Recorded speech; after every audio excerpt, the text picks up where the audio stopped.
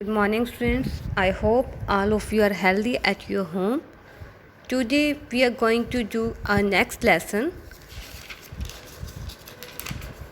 Plants also breathe and feel. Plants also breathe and feel.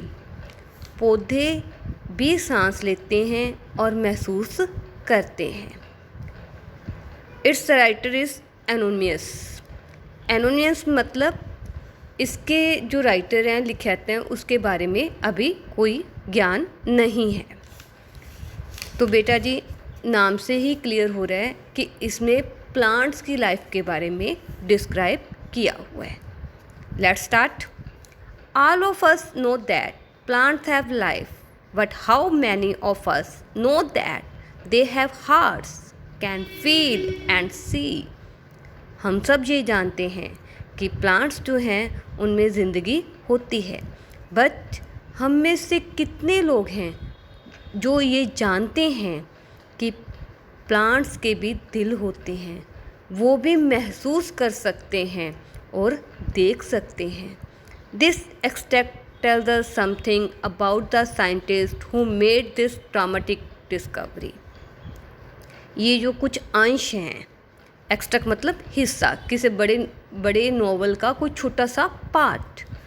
ये जो अंश हैं जो उस विज्ञानी ने हमें बताए हैं जिसने ये एक अनोखी खोज की है, ड्रामेटिक नाटकीय खोज की है, एक अलग ही ढंग की इन्वेंशन की है. It was an event that surprise the scientific world. ये एक ऐसी घटना थी जिसने कि पूरे वैज्ञानिक संसार को हैरान कर दिया. It was an undreamed of thing. ये एक ऐसी बात थी जिसकी कल्पना हम अपने सपने में भी नहीं कर सकते. Here was a man who had built a unique instrument, an instrument that could measure the growth of plants.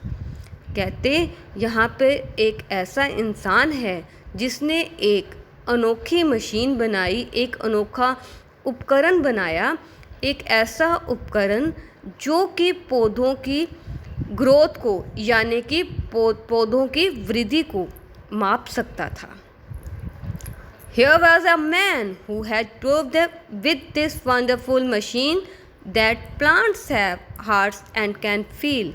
यहाँ पे एक ऐसा इंसान है जिसने कि ये बताया, इस चीज़ की इन्वेंशन की, ये साबित किया कि प्लांट्स के भी दिल होते हैं और वो महसूस कर सकते हैं. The machine showed that plants have a site and sense which tells that a stranger is approaching. कहते इस मशीन ने ये दिखाया कि प्लांट्स जो हैं उनकी भी दृष्टि होती है, वो भी देख सकते हैं, एंड सेंस और महसूस करने की कल्पना होती है जो कि उन्हें बताती है कि एक अजनबी उनकी तरफ आ रहा है. Your instrument is a wonderful thing. आपका जो ये उपकरण था ये बहुत ही अनोखी चीज़ है. Said the great man who had come to the Paris Congress of Science 1900. कहते उन महान आदमियों ने कहे ये शब्द जो कि पेरिस में कांग्रेस ऑफ साइंस की मीटिंग में 1900 में आए थे. They were amazed as the inventor showed them how to use the machine. वो हैरान थे कि आविष्कारकर्ता ने, इन्वेंटर जो किसी चीज़ की खोज करता है, आविष्कारकर्ता ने उन्हें दिखाया कि ये मशीन जो है वो कार्य कैसे करती है. What do you call this instrument, they ask. कहते आप इस इंस्ट्रूमेंट को क्या कहोगे. A crescograph, replied Jagadish Chandra Bose.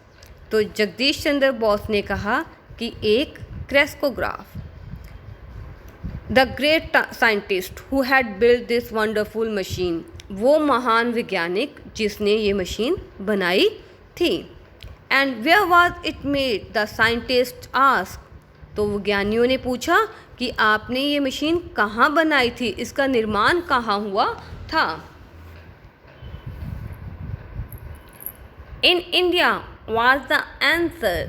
They कहते उन्होंने क्या रिप्लाई किया कि भारत में the reply cause greater surprise. कहते ये जो जवाब था इसने बड़ी हैरानी प्रकट की। India in the 19th century was well known for its greatness in the field of fine arts, literature and philosophy। कहते 19वीं सदी में भारत जो है वो आर्ट यानी कि कला, लिटरेचर, साहित्य एंड फिलोसफी, दर्शन के फील्ड में, क्षेत्र में बहुत महानता प्राप्त कर चुका था। But in the field of science it had not progress much. पर विज्ञान के क्षेत्र में इसने ज़्यादा तरक्की नहीं की थी। It had not progress much. Sir Jagdish Chandra Bose with his invention made a name for himself and his country in the scientific world।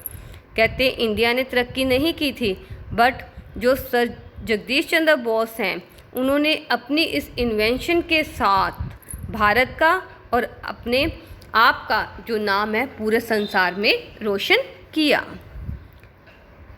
Bose was born in 1858 in village in Bengal.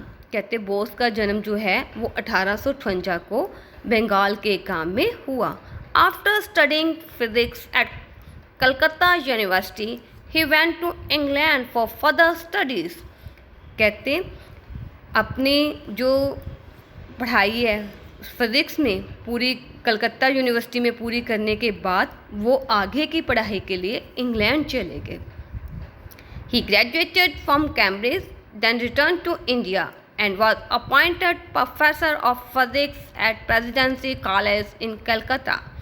कहते कैम्ब्रिज यूनिवर्सिटी से ग्रेजुएट करने के बाद वो भारत वापस आ गए और भारत वापस आने के बाद उन्होंने कॉलेज कलकत्ता के ही एक प्रेसिडेंसी कॉलेज में फिज़िक्स के प्रोफेसर के तौर में कार्य करना शुरू कर दिया।